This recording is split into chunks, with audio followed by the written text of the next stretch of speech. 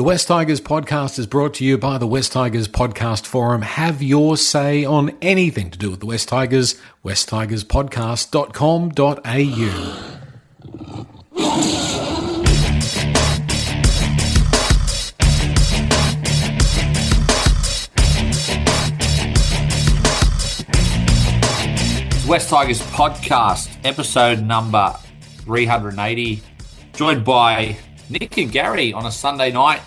Boys, bit of a different lineup tonight, Gary. I feel like we've been the best of friends the last 6 months, but that's all about to end now the football's coming back. Yeah, we'll be arguing within moments of kickoff on Friday night, I think, Eddie. But is this like the Sunday night pod, or is it just a really late midweek edition? Well, it's funny you ask that because I thought Joel was going to be the host of the Sunday night pod as usual. He likes to call that the main one, but I've been shoehorned in at late notice, Nick. I was going to ask you a little multiple choice. What do you think me and Gary will argue about first? Will it be Buller, Dewey, or will it be, maybe a female referee or something like that? I don't think you were part of our chat when we went on that rabbit hole last year. I don't think I was, but I'll go Dewey. It's got to be Adam Dewey. We'll see, boys. We'll see. Friday night, obviously, we play Newcastle. We'll preview that game on Wednesday. Obviously, the team will be out, and the boys, Steve and Declan, will be there. I'm not sure about Joel. He didn't seem too excited about the season today, at least. But, Gary, Vegas, it all kicked off today. Raiders 30-8 thumped the Warriors. Penrith in a high-quality game, I thought. I watched that one, 28-22 over the Sharks. Any main takeaways for you out of the four teams that played today? Yeah, I thought the Warriors were really poor. So I don't know. I've been thinking about the Raiders all afternoon and whether it was a really strong performance by them or it's just that the Warriors were so bad. And I think it was probably the latter. The Warriors were extremely poor in that game.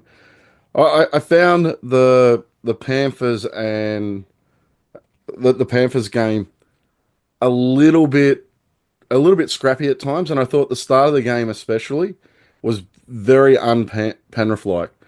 I thought they made a lot of mistakes they don't usually make, and I thought Cronulla did really well taking advantage of that early in the game. But the class came through at the end with Penrith, and they got away with the win in a game that I don't think they were anywhere near their best football.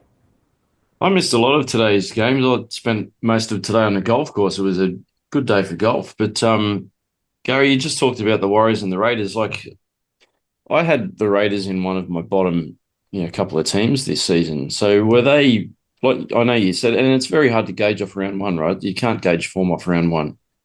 But did anything stand out with the Raiders? Did they play some decent footy, or were the Warriors just that bad? Yeah, I thought the Warriors were extremely poor. Like, Canberra got a couple of interceptions. Gary, do they? That Luke Metcalf is a good running six, but he looked like a deer in the headlights at 7. Despite Sean Johnson talking him up all pre-game about how he's going to take control of the team and he's going to own the team, I thought he was really missing today in that game, and that was what worried me most about them. I thought Fisher Harris did quite well, but you'll see, like, Fanua Blake playing for Cronulla today was massive. He's going to be a huge loss for the Warriors this season. And I know they got Fisher Harris, but I think Blake's probably the best prop in the game, and I thought he showed that this afternoon. We'll say, Nick, I've got a contender for most underrated player in the game. That's the Canberra halfback, Fogarty. I think he's a really good footballer, and he just controlled them around the park. Every bomb he put up landed, 5 metres out their chase. They look super fit, and they've got some good young outside backs. I think they'll be pretty close to the 8. I definitely don't see them getting not near in the my spoon bottom 4 either. Under Ricky Stewart, they just always got that siege mentality where they just, it's us against the world. Ricky's that type of coach, isn't he? So if anyone's going to get the best out of a team, it'll be Ricky. I need to see more of the Raiders to make a real decision on where I see them sit. But spoiler, I suppose, I can say now they're in my bottom 4. But we'll see what happens as the year pans out. It'll be very interesting to see how Canberra rebounds from that win today, because you saw people who watched it would have saw how excited Ricky Stewart was after the game. It was almost like he'd won a semi-final, and I think they went for a fairly big build-up to this game. It was a game they really wanted to win. So we'll see how they kind of come back to earth from travelling over to the United States and then putting so much effort into that win, whether they can back it up in 2 weeks' time. Because I think the next game's against the Broncos, so that'll be an interesting one. This is a Tigers podcast, and this is our predictions podcast, listeners. So we're going to be going through all our Tigers predictions, including best outside back this year, who we think will be the best forward, who will be the best young player, who will be our player of the year, top point scorer, top try scorer, and also ones on the flip side, who could be the biggest disappointment, who's the player most likely to be used in the wrong position by the coach. So some interesting ones, and then we'll finish off with our top 8 predictions and where we think the Tigers will finish. But Gary, just last one on today's games. Like, how did Penrith keep doing it? I was watching that first 20 minutes and going, they've got Dane Laurie on the wing and Luke Garner in the centres. Like, is it just the system that they play, or the fact they've got the key positions in Yeo and Cleary? I just thought they were morals to get beaten today after that first 20 minutes, but they did it pretty easily. And the two players that you're bagging out put Right. on that final try to actually win the game. They were still in front, but yeah, it put the nail in the coffin. So, it, I think it's just the systems they have in place. I think the fact that they play a similar style of football throughout the grades means that when a player does move on, they can plug someone else in who can fill that role. And it may not be to that exact same standards, but it's good enough to get the job done for them. It's a big ask this year, though. I think Fisher Harris and Luai going out of that Panthers outfit are two massive losses. We'll see how well their systems can kind of cover for the loss of those two, because I think that's the biggest question mark for them going into the season. All right, let's talk a little bit about the Newcastle game. We'll obviously preview it more Wednesday, but one word, Nick, what's your feeling at the moment about Friday night? Yeah, when I had to think about my one words, the first one is excited, but that sounds pretty boring. I've also got down hopeful. So, there's a lot of, for me, there's a lot of anticipation coming to this game, because I really do expect to see a lot of improvement with the Tigers this season. And like I've said before in the last couple of pods, I think we've got a really good opportunity to come out of the blocks the first sort of 4 to 6 weeks and win at least half of those games. So we haven't seen Jerome yet, and that's a big one. That's a little disappointing that we didn't see him in the trial, because we haven't seen how he and Lockie might, possibly gel in the halves, setting up plays for the boys. But yeah, I'm just very excited. I really do hope that we can put in a really strong performance and win against the Knights and get off to a good start. Your word, Gary? Yeah, new era. We've got a bunch of new players coming into our club, a bunch of leaders coming into our club, and I think it's the dawn of a new era. Hopefully, it's going to be a positive era where we're making semi-finals and it doesn't turn into being more disappointment. But I'm very hopeful going into this season, and I'm very excited to get out to the football on Friday night. But yeah, my new word is new era. My word, boys, is trepidation. Because Of course it is, Eddie. Of course it is, but it's, I wouldn't have that feeling, Gary, if I had no hope. So it's, you know what I mean? Like, I am excited, but I'm also fearful that, everything's been so positive. The new signings have sort of hit the ground running in terms of fitting in. Trial form was good. Even the media, like, guys are tipping us genuinely to make the top 8. So And people we don't like. no, like, genuinely, like, I haven't seen anyone say. I saw James Graham say we're going to come second last. That's about the most negative one I've seen. But I've seen a lot of guys. Phil Gould, Andrew John said we're going to be up close to the 8 or 9th to 12th. So, yeah, bit of trepidation, but I will be out there, Campbelltown. Let's talk about the predicted lineup.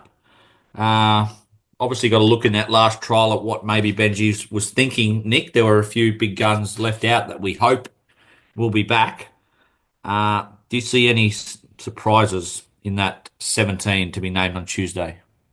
I don't think there will be any surprises. I'm hoping that we'll see Buller named at fullback. Gary, stop shaking your head. But I mean, from what you read from what the club's put out, it sounds like Buller's been back to doing contact the last week or so. If it's a risk to bring him back early, I don't mind seeing Heath Mason slot in there. We've seen what Heath can do.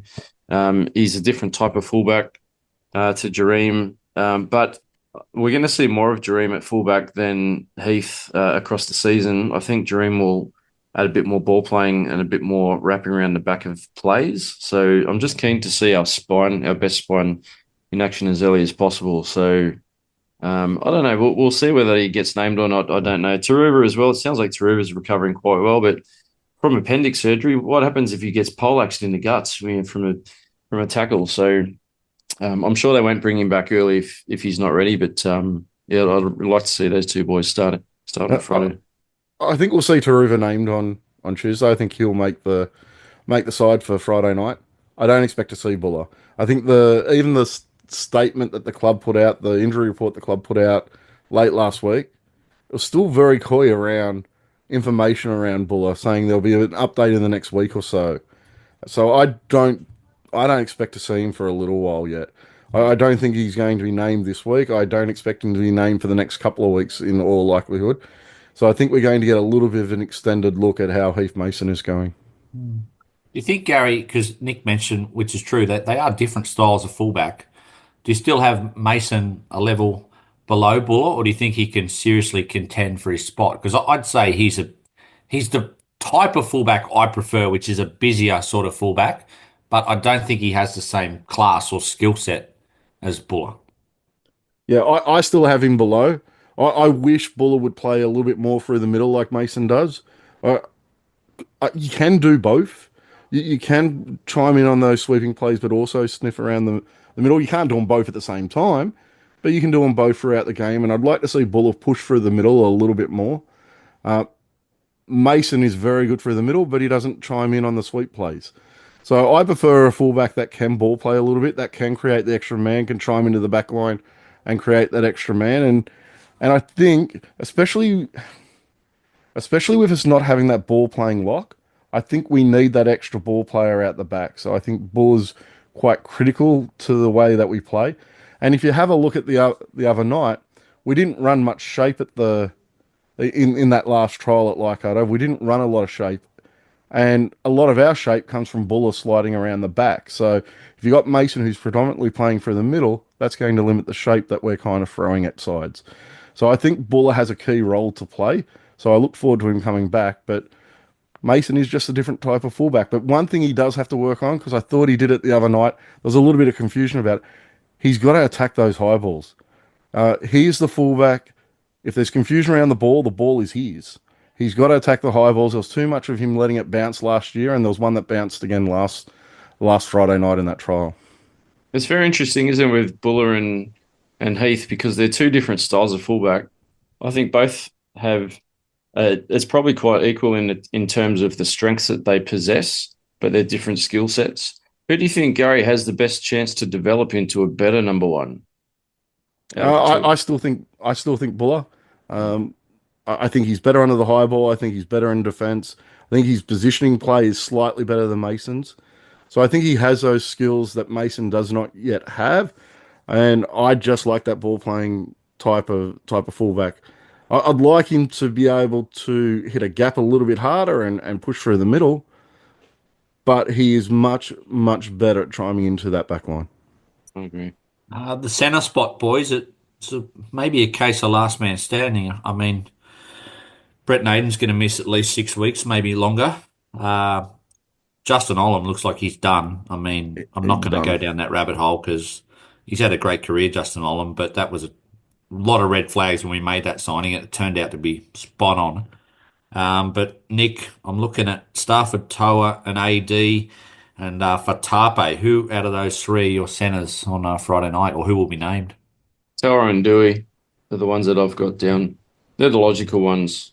Stafford, I know he's had some games where he's looked quite average, and then he's had other games where he's had absolute blinders. I don't think we'll ever forget the game a couple of years ago at Leichhardt when we carved up the Cowboys, when Brooksy looks like, halfback of the year. But I think Stafford will get a start. Dewey, I think, is a walk-up mainly for his goal kicking.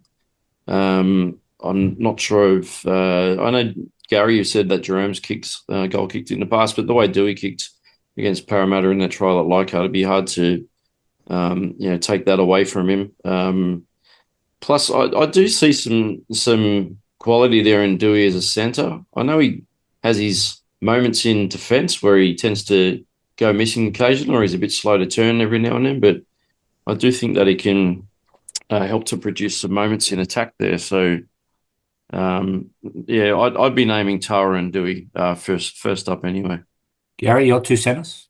Yeah, I'd be the same. It's Tyron Dewey for me. One thing to be a little bit mindful of, and I don't know that a lot of people noticed it, but at Leichhardt Oval towards the end of that game, Dewey was limping around on his knee.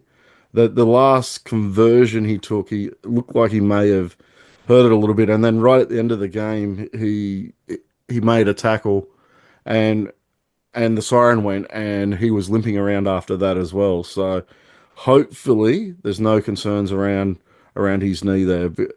So because I think we really need him in the centres, we need him to defend much better than he does.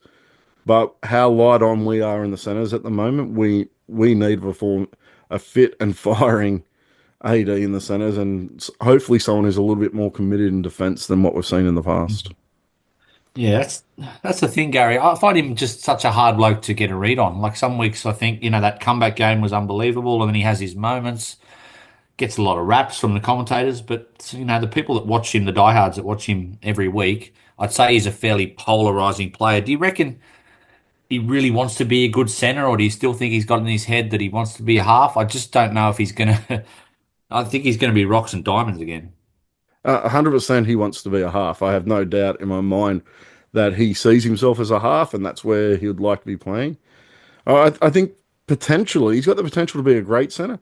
He's got the potential to be a great lock, but he's got to work incredibly hard on those defensive issues that we've discussed on here many, many times. And he's got to, especially, we've got a couple of good wingers now. We need a centre who will position his winger and give them the ball. And Dewey in the past has been a little bit reluctant to pass the ball to his outside men. We need to see him actually creating space for those players outside him. If we've got Taruva or Skelton playing outside him and he's not giving them the ball in space, then that's going to be a little bit of an issue as well. Nick, I don't think there's going to be much doubt if they're fit over the two wingers, as Gary mentioned, Taruva and Skelton. We know who the halves are going to be if they're fit.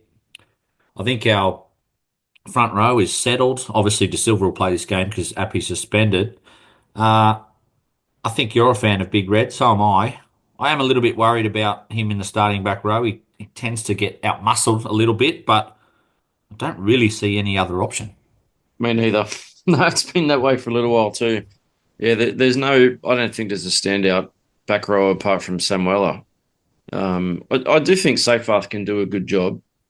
Yeah, like you said, who else do you put in? Jack Bird's the only other one that we've floated a name around, but I don't think he's a back rower. So I've got Jack Bird, and we haven't got to lock yet, but I've got Jack Bird as my 13. But I wouldn't be surprised if Bird comes off the bench again and we start with Pole at 13. What's the main sort of quality, Gary, that he has to work on to be a good starting back row in the NRL? I've still got in my memory, there was a game at Leichhardt Oval last year where he hit a beautiful hole and almost went under the post unopposed, which was a brilliant back rower's line. So there's talent there, but is it just a size issue? Because the heart's certainly there. Yeah, I will never ever question the heart of Alex Seyfarth. He is a guy who puts in time and time again, puts his body in places that most people won't. But even in the trial the other night, he was hitting the line and he gets bent backwards, which then results in a slow play the ball. These are little bit of issues that I have with his game. He just doesn't have that impact. And it's an issue if you play him in the middle, and it's an issue if you play him on the edge. But that game you're talking about, he actually scored a really nice try running it off a ball that Latu Fainu threw, where Galvin slid around the back late last year. And it was a beautiful line. But he doesn't hit those lines enough. He does need to improve his line running. But for me, it's just that impact in the tackle. We need him to actually hit that defender, push forward, and end up on his stomach instead of on his back. He ends up on his back far too often. Would you start him right side back row, Gary? I don't think we have a choice. I would possibly lean towards Greg Bird. Not Greg Bird. It's a Jack Bird. There's a throwback. Yeah. I've done that about 3 times on this pod now. But yeah, I'd possibly lean towards Bird because I know Nick said he's not a second rower. you know what? There's not a lot of difference between a modern day second rower and a modern day center, and he spent most of his career playing at center. They're just playing one position in. They're there to pretty much run lines and hit holes and run as a decoy for those sweep plays. I think he can do that role, but we're also light on at lock. And for me, I think Seyfarth gets that spot and he gets that second rower spot, but he's the that's the position along with centre that we need to upgrade. We can't go another 12 months and be 12 months down the track and we're looking at Alex Seyfarth still being that second rower. A few raised eyebrows when the Parramatta trial team came out, Nick, and Alex Twal was at lock and Jack Bird was on the bench. And I sort of raised my eyebrows as well, but I defended it at the time because I think maybe they're thinking with Jack Bird, the best way to get something out of him is to keep him out of that first 20 minutes. And Alex Twal, I thought, started the game strongly. He's known for his defence. Gary reckons his defence was off last year, which I agree with, particularly around sort of play the ball.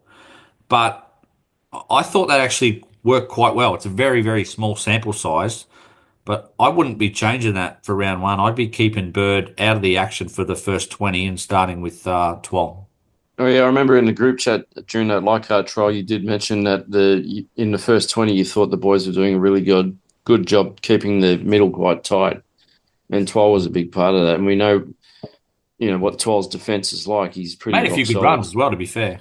He did. He makes a lot of half breaks and gets Vossi very excited when Andrew Voss is commentating. That could work. I agree. I think I'd rather see Jack Bird come off the bench.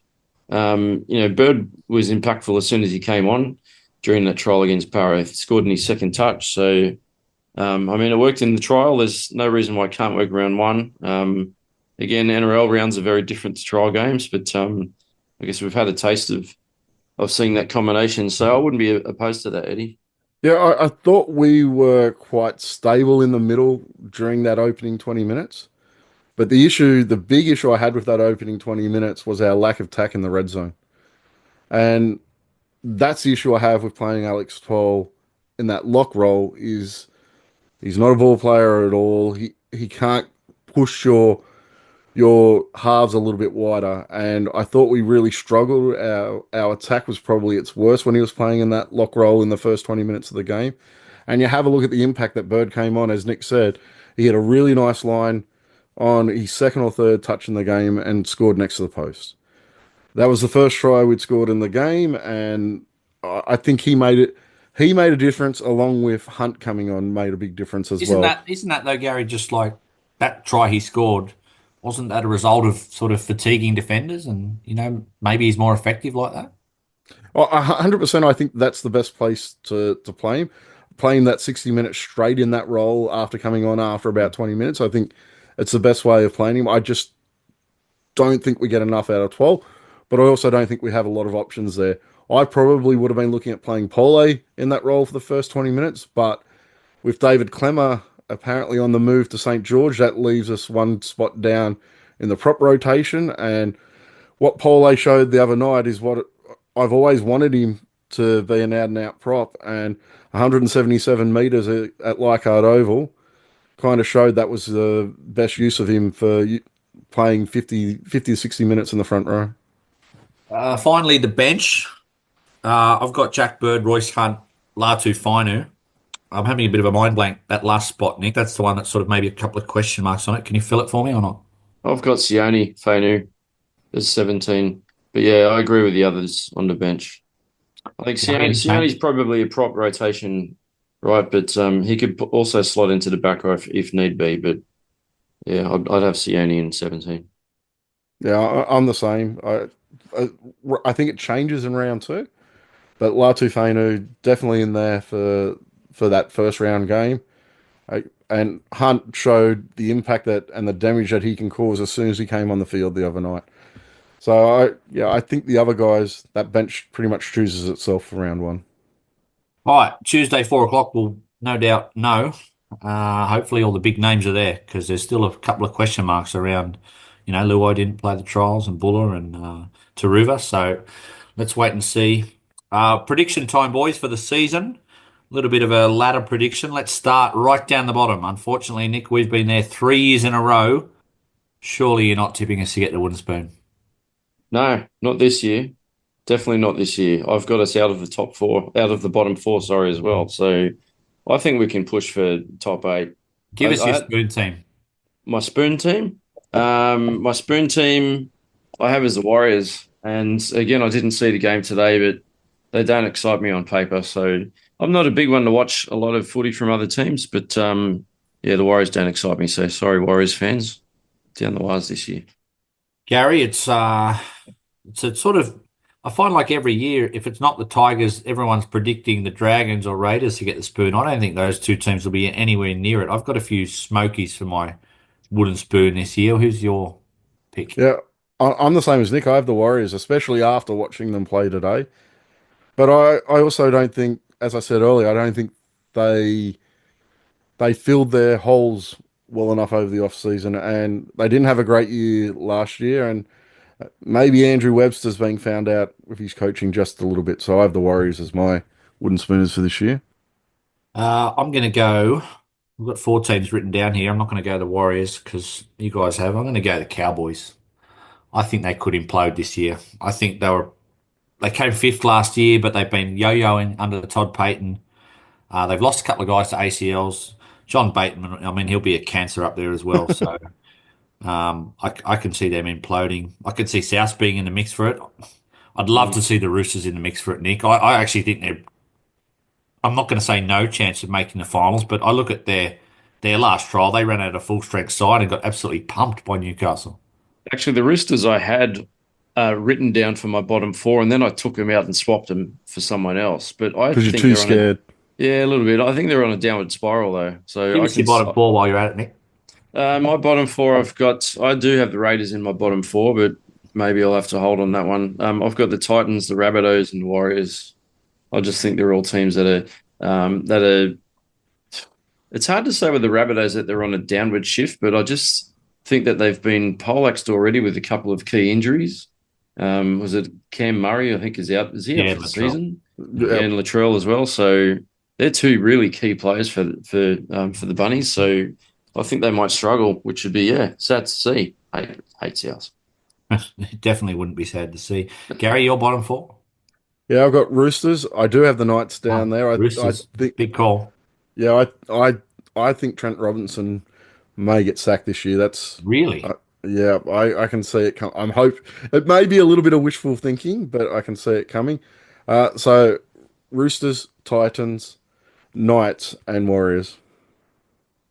Let's go to the flip side of that, boys. The grand final. I can't get past it again. I guess Storm and Penrith. I was watching Penrith today, first 20 minutes going, oh, they're going to miss Luai. They're going to miss Fisher Harris, Nick. And then they dealt with Cronulla, who I think will be top four.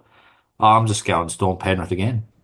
Yeah, isn't it boring? Because I Mm. was thinking the same. I had Penrith in too, but I tried to mix it up a little bit. It's not all that different though. I've got Storm and the Broncos. I think if the Broncos are going to do anything, it'll be this year. Um, Especially with Madge coming up there, he's pretty ruthless, and there's been a lot of grumblings already out of preseason that they're being flogged. But I'd expect the Broncos will have a huge year. Well, they've looked red hot. I know you can't. I think you can judge a little bit off trial form, just attitude and stuff, and they've looked red hot. Just their fitness and they're strong. Yeah, completely agree. Yeah, Broncos are good on paper. So are Melbourne. Melbourne on paper are pretty damn good. You got Cam Munster and Jerome Hughes in the halves.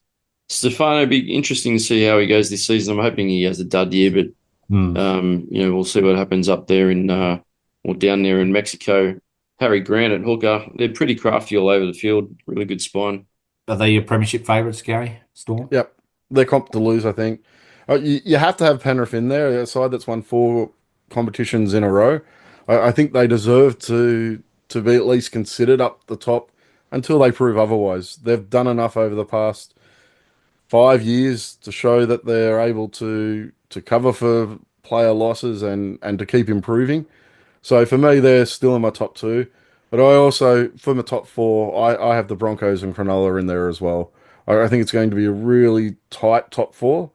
I I could see a situation where Cronulla builds over the year and gets themselves to a grand final. I think that Fanua Blake is a massive advantage to them.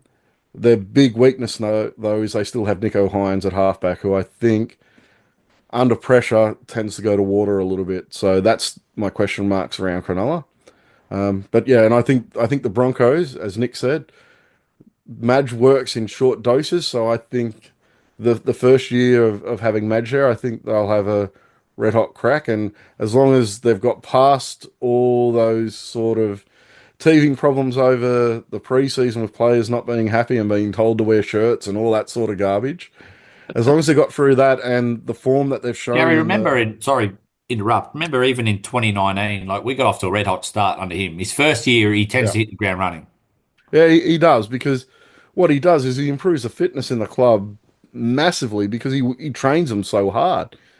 But he trains them so hard that the players, after a little while, get sick of it and stop responding to his tactics. So I see Brisbane having a really strong year this year. Before we get to the Tigers, where we think we're going to finish, our fearless predictions. What about a surprise packet team? Nick, I'll give you mine first. I think it's going to be our opponents. I think Newcastle are a good side. I really like that Fletcher Sharp. I don't know how we go at 5'8". Hopefully, he has a shocker this Friday night. But I look at some of the outside backs. Kalen Ponga's red hot player. Bradman Best at Marzu. There's a couple of young back rower there. The English guy, Pierce Paul. I actually think they could be a surprise packet. I don't think they'll be top four, but I think they've made the eight the last 2 years, and a lot of people are tipping them down the bottom again. So that's. I also thought about the Dolphins because I actually like their side. I'm just worried about whether the Wayne Bennett effect's going to kick in again. Yeah, my team that may surprise a lot, and I think they've recruited quite well, are the Dragons. And I know that you agree with Gutherson.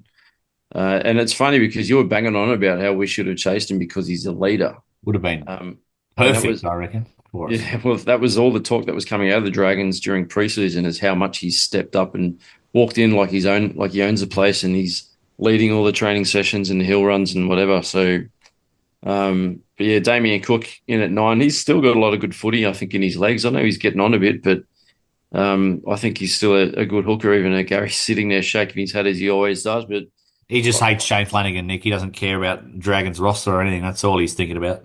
he does. But if I was a Red V fan, I'd be pretty happy, with the chances of my team coming into this year. Gary, your surprise packet?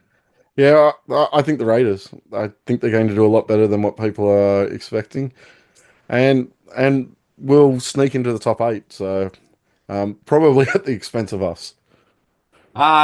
Tigers finishing position. Gary, you might have given it away then. Please don't say 9th. I suppose it's better than last. Look, honestly, I think we're going to be that 8 to 10 kind of team. I think probably in all likelihood we finish just outside the 8. But You can give me a for range, me, but you also have to give me I will. a number. I'm going to give you a number, and it's going to be 8th, and I think we're due for that little bit of luck to sneak us into the 8. I don't think we're quite that top 8 side. I think there's still too many questions around second row and centre for us to be a certain lock-in for that top 8. But a bit of luck has to go our way at some point. We've had a decade and a bit out of the finals, and it's time that luck kind of came back to us. So I think we're going to sneak in at 8th, but there's going to be a little bit of luck involved. Nick, where you got us finishing? Sounds very boring. I've got us as 8th, but because Gary said 8th, I don't want to say 9th because I think I'm a bit like Steve here. I think it's a make or break year. I think it's top 8 or bust. So, Gary, because you've said 8th, I'm going to go 7th. I just think we have to be playing finals. No, that I think that's rubbish. We're coming from the wooden spoon. The expectation, I think if we're in that kind of 12 to 8 spot, that's a really good season from where we've been for the past decade. Now, I heard Steve and Eddie talk about it last week about what the expectation of the team should be. The expectation of the team should be we're going to go out, we're going to make the grand final, and we're going to win the comp. That's the expectation of the team. But if I look at our squad realistically and I go through our strengths and weaknesses, we're not quite that top 8 side yet. And I don't think anyone can deny that there's still massive holes in our squad that we need to rectify over the next 12 months. So for me, if we're around that 12 to 8, that's a really successful season for us. That's something our club is building and heading in the right direction instead of for the past, what is it, 6 years in a row, we've been getting worse and worse and worse. And it's resulted in 3 wooden spoons in a row. You don't, that bounce back, you have to give the club time to make that bounce back. And this top 8 and bust stuff or bust stuff is a little bit of a furphy for me. I get what you're saying, Gary, but you've also just said you don't think we're a top 8 team yet, but you've got us in the range of 8th to 12th. So Correct. best case scenario, you've got us scraping into the finals. So that's top 8. Yeah, but I'm also not going to be here. Oh, our club's dead because we haven't made the 8. No, I don't think we'll be dead, but I think there's a lot of pressure on us to lift. And I agree. Like, if we finish 9th, like you're joking around, Eddie, like I wouldn't be too disheartened if we finish 9th because, hey, that's a pretty good crack at playing finals. But I really want to play finals. I'm sick of waiting. I'm aging very quickly, as we all are. I'm likely to be a granddad, but by the time the Tigers play finals, and my oldest son is 13, so that's still a long way away. I don't want to wait another 10 years. So you want us to play top 8 football? We all want us to play top 8 football. Yeah, but I want us to play top 8 football now, Gary. I can't wait any longer. I'm sick of it. Yeah, but top 8 or bust means you're either making the 8 or there's some serious consequence for the club. And I don't think it's that dire of a situation. We need to be moving forward. Keep going, Gary. Sorry. If we get another wooden spoon, that's a disaster for the club. 100%. If we miss the 8, it's not a disaster for the club. I think Richo might have spoke about it. Like a few times. I know we've actually done well the 3 years we've made the finals, but there's been no. You want to become. I don't care if we come 11th, 12th, 10th. If there's sustained, you're moving forward. If we come 8th and then come the wooden spoon again next year, it's not worth coming 8th for 1 year. It's complete waste. I know it'll be good. It gets the monkey off the back, but you have to set yourself up for sustained success. So if that means gradual improvement, we've been here long enough. I'm sure we can live with another couple of years where we're improving. But my prediction, boys, I predict us to run last year, Gary. So you're right. Are you like bragging that you were right? I'm going to be more optimistic than you guys think. I've got us coming 14th. So I've got us 4 spots, a whole 4 spots higher than last year.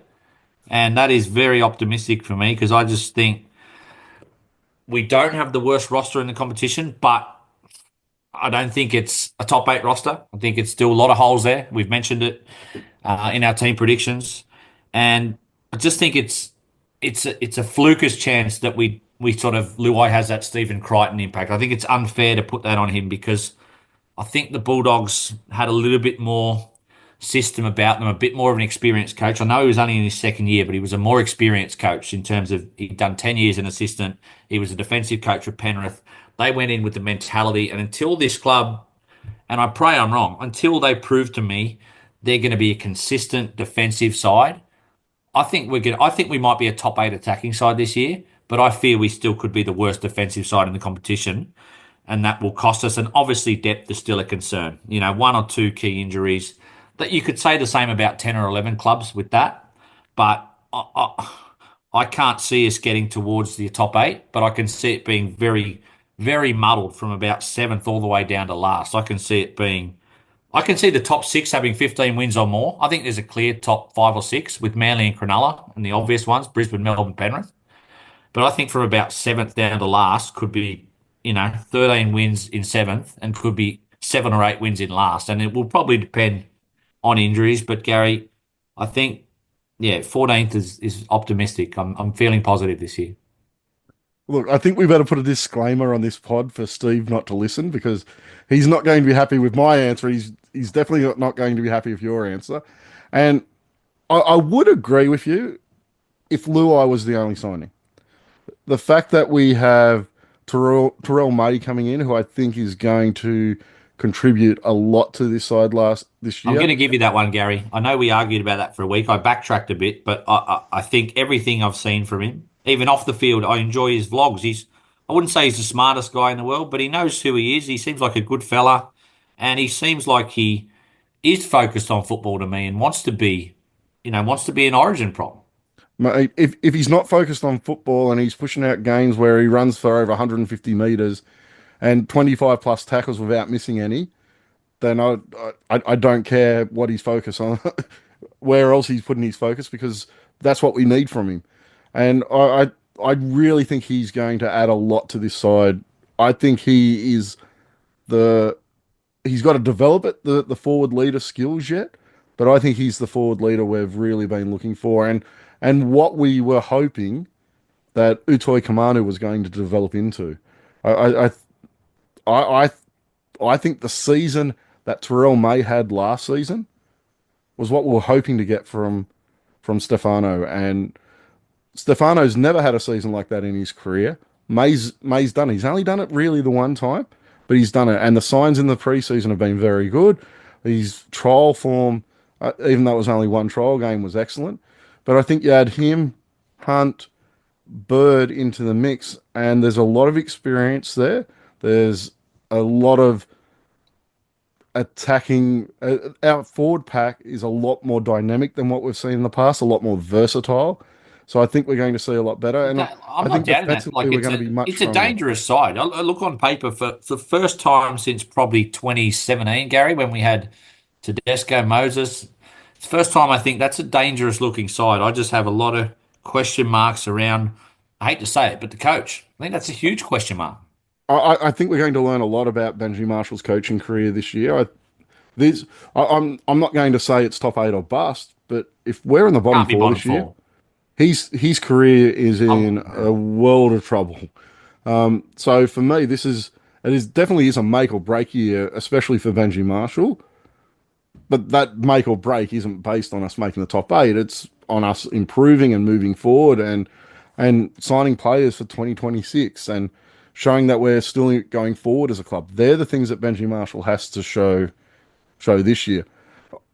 Looking at that trial the other night, I sat next to Nick and I was talking to Nick about our attacking structures and our defensive structures. I've still got question marks around those. The lack of shape that we showed on Friday night was a big concern for me because that comes down to coaching. So I still have big question marks around the coaching. Skinned on the edges a few times as well. Yeah, we got stripped short a couple of times. Yeah, Charlie Staines, I thought was really poor the other night, and if we're naming Charlie Staines multiple times this season, more than 5, then we're in a little bit of trouble on our edges because defensively he just isn't up to it, and he tries really hard, but he doesn't have the impact bringing the ball out from our own end. But I see us much better than finishing 14th, Eddie. I at least 2 places higher. It doesn't sound much better, but I think we're going to be really pushing in the top 10 sides. And once you're into the top 10 sides, you're not that far away from playing finals football.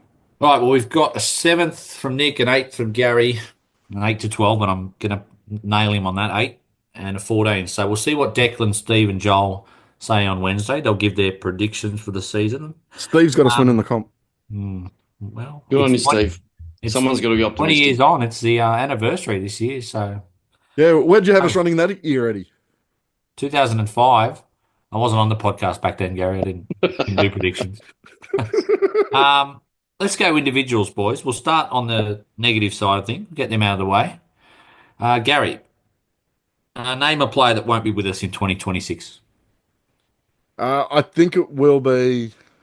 It could change, but at this point, Adam Dewey, I don't think he will be here moving forward. I was a little bit surprised he got the contract for this season. We are reliant on him for this year, I think. I think we need him playing in the centres this year, and hopefully he can play well enough that he demands a new contract for us for 2026. But I think we need to upgrade at centre, so Adam Dewey for me. Nick? I've got obvious ones that probably won't be here next week. David Clemmer definitely won't be around 2026. Justin Nolan won't be around. Yeah, that's just cheating, Nick. They're already in the papers. Tim Sheens as well, Nick. You got any other surprises? Yeah. Tim Sheens, he won't be around. Justin I don't think Matamua, Tim Moulton will Bobby be playing Farah. for us next year. Yeah. Justin Matamua, he won't be around. Gary's favourite player. Blake The Loch Ness Lazarus Monster. won't be I was playing right, next Gary. year. He appears once a year. We saw him once in the trial. You won't see him again. Well, Deservedly so. I'm done with Matamua. Thank you.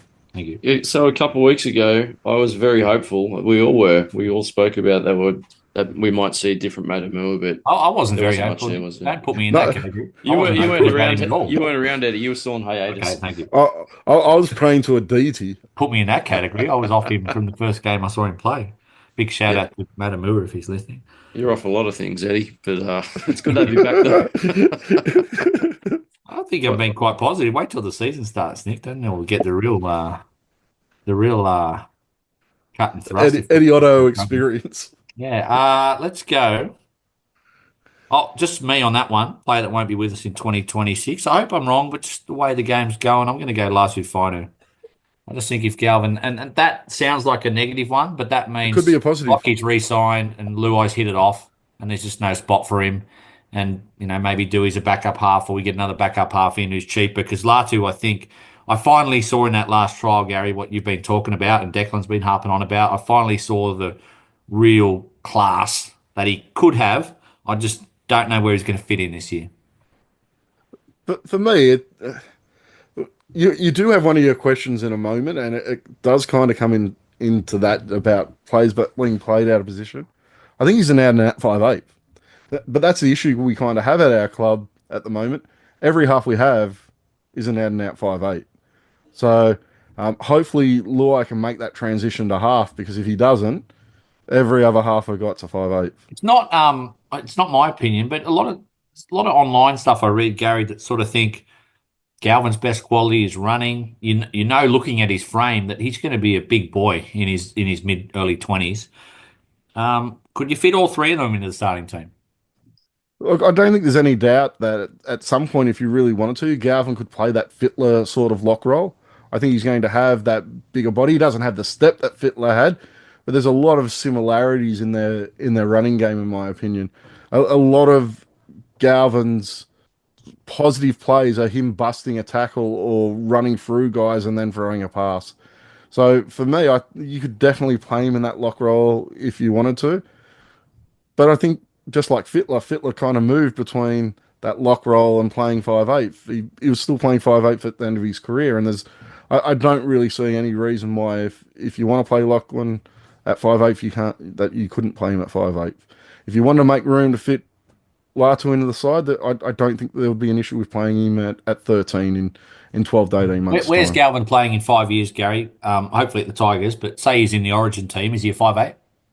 Maybe not in the Origin team. You may have someone else playing that role and have him in a lock role, as we've seen people shift positions.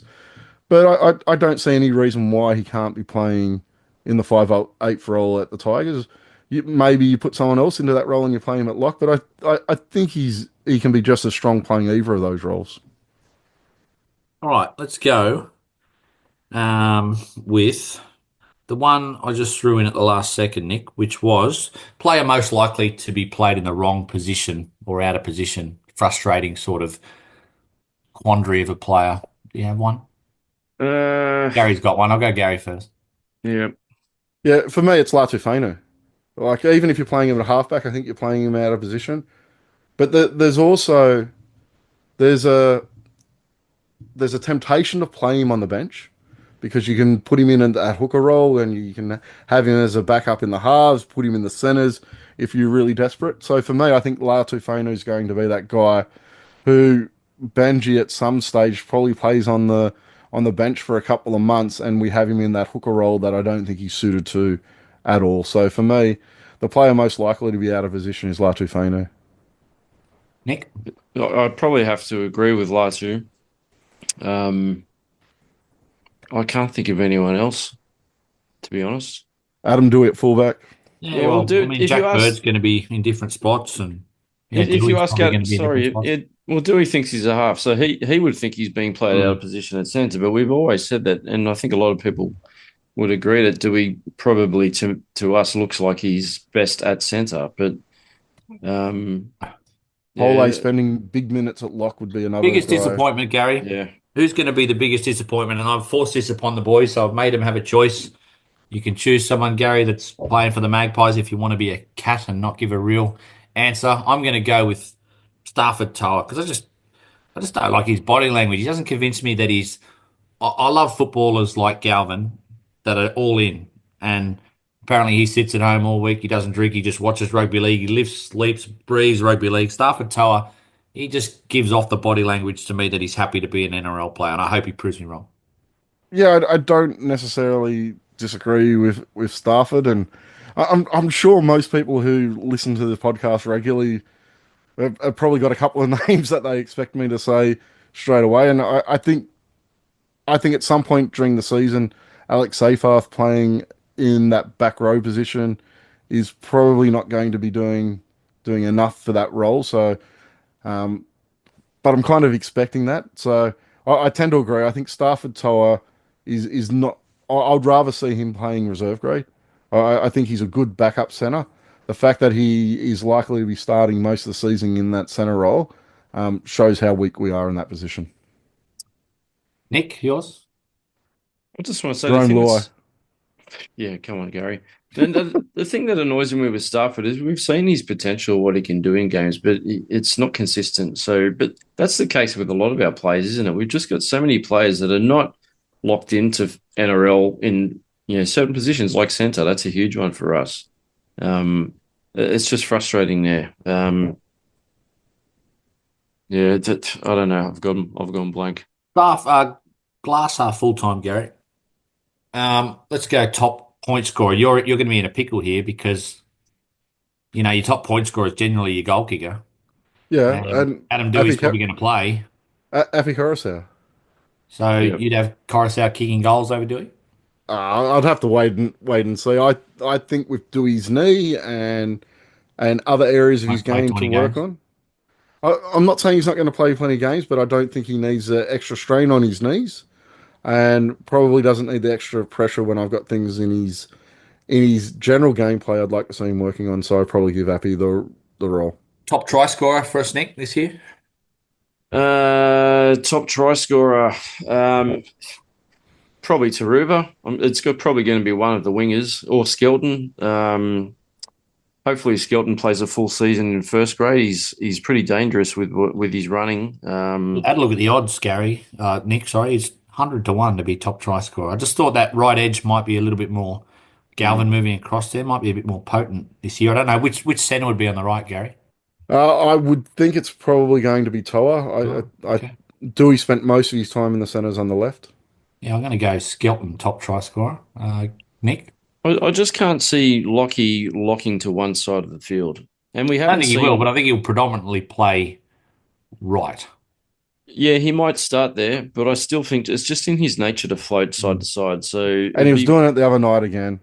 he can't help himself, but it will be a different dynamic with Jerome, and this is the big part is we haven't seen the two of them on the field yet. So, and I think even what we will see come Friday night, round one, will be different from what we see round two when Appy's in the team, and whether it's round two or round three when Buller comes back in the team if he's not in round one. There's so many different dynamics that's going to potentially change the way we attack.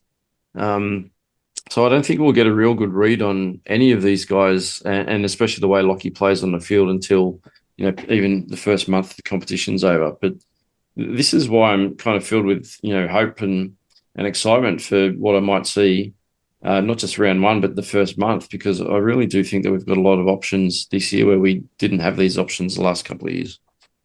Not a lot of people agree with me, but I still think there's a strong chance we see Jerome Luai play both sides of the ruck. I still think he's going to be that predominantly first receiver with Galvin being pushed a little bit wider. The fact that we weren't showing that traditional shape that a lot of sides show last Friday night tends to make me feel that we're going to attack a little bit differently to how most sides are attacking. And if you had a look at our attack, it's quite flat and nowhere near the decoy runners that other teams are running. So I think we'll see Jerome Luai getting to both sides of the ruck with Lockie switching out wide sides outside him. So I think we may still see a situation where they're both playing both sides of the ruck. So Biggest surprise package player 2025, Nick. I'm going to go with Vanua Pol. I think he's ready to take his game to the next level and be a bit more dominant. Yeah, I agree. He's such a strong runner of the ball, great footwork as well. Hard to go past Fanua. I think if we can find his position, or if he can find his position in the team rather than floating between 13 and prop, if we can get him to that prop rotation, he could well go to another level. The thing with the additions too, like we're talking about Terrell May coming in, and we're talking about Luai coming in. This is going to help Pole because I think these guys are going to not only bring a different dynamic into their positions, but it's going to change the way that the team cohesion works as well. So I think this is only going to benefit guys like Fanua. My biggest surprise player, I've got Jack Bird. Jack Bird's a bit of an enigma, right? Like he's had some brilliant seasons. He's had a really good career, but it's sort of been hampered a little bit with injury. He's moved around a little bit between 5'8", centre, potentially lock now, maybe back row. He's a bit of a utility, but I think Jack Bird could add another dynamic to our team. We kind of saw that in the brief moments that he played against Parra in the trial too. So he's my surprise player, hopefully, this season. Yours, Gary? Yeah, for me, and you're not going to like it, Eddie, I've got Buller. I think he's going to bounce back from... Why wouldn't I like it? Do you think I want him to play badly, Gary? Or do you think not that you want him to improve? play badly, that you Yes. don't expect him to play well is more so. So maybe it's going to be a surprise for you, Eddie. I hope you're right. I do think he's going to bounce back from...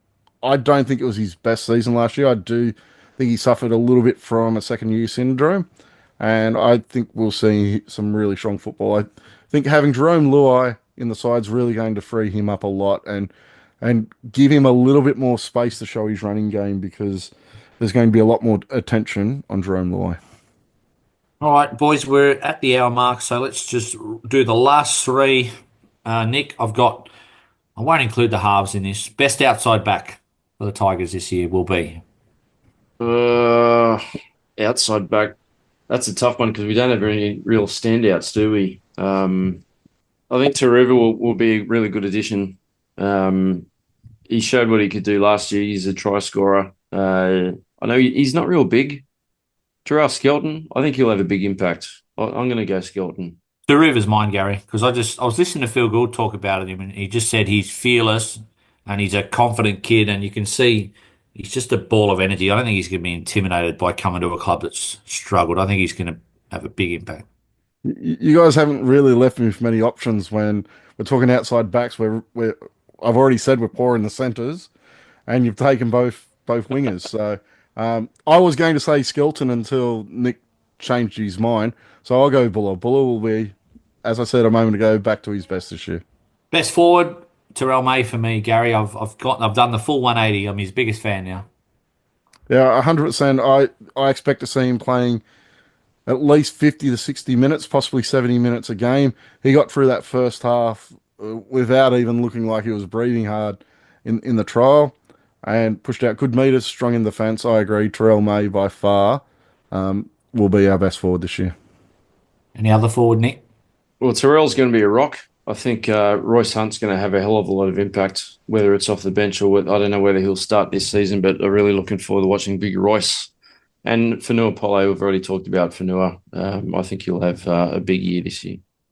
Just name half the starting forward pack, mate. Well done. Before we get to Player of the Year, I've got Best Young Player. I haven't really put any rules around it, Gary. Probably looking for someone who either hasn't debuted or played 5 games. I'm not necessarily talking about Galvin, even though he's really young, but I've got a feeling this young centre that's 18 in July, Makasini, might debut this year, given our lack of options in the centres.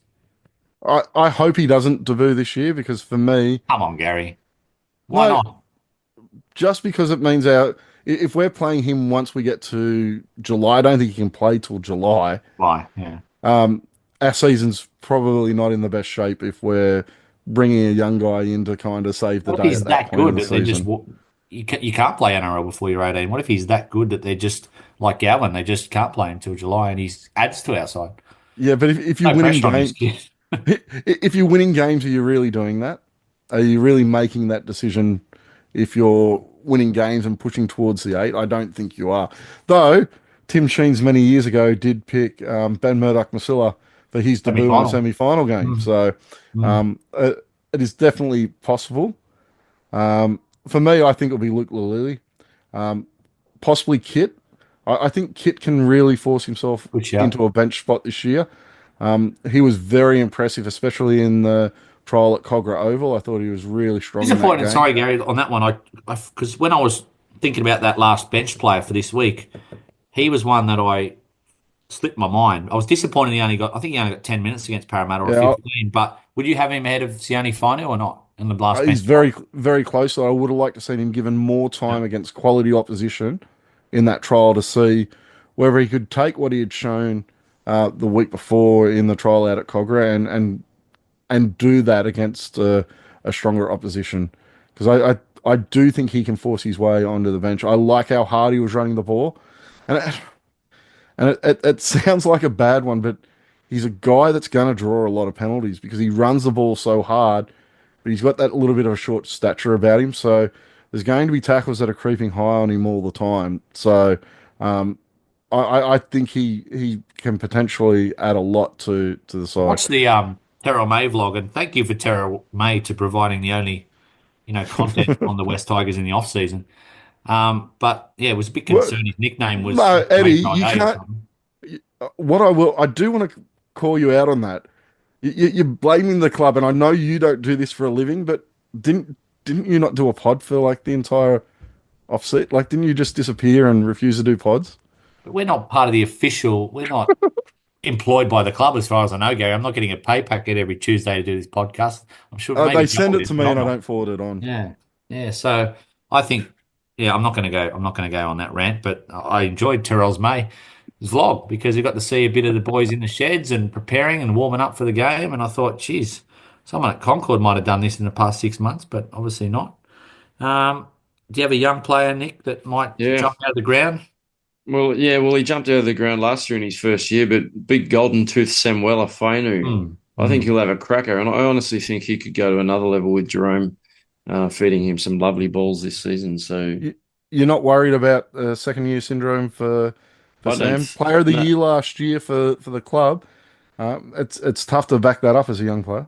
tough to back it up, but I think he's going to have some better quality around him. So I can see him growing this season. I think he'll be stronger. He reminds me of Taruva, Gary. He just looks like a confident dude.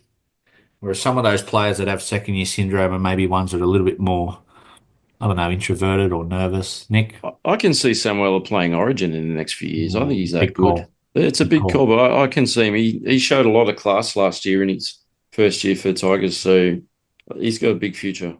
Player of the year time, boys. Last one. There's some big names this year.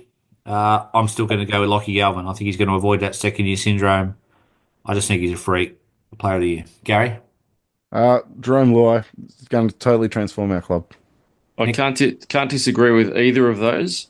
I think the old fella Api Coruscant is going to have a massive season this year. I think he's going to be rejuvenated with some good strike around him. I think he's going to be rejuvenated with Jerome in the 7 jersey alongside of him. I think they're going to bring a lot of chemistry from that Panthers attacking play across the Tigers. And I'm actually going to say it. I think Appy could be the hooker of the year, Dally M hooker of the year.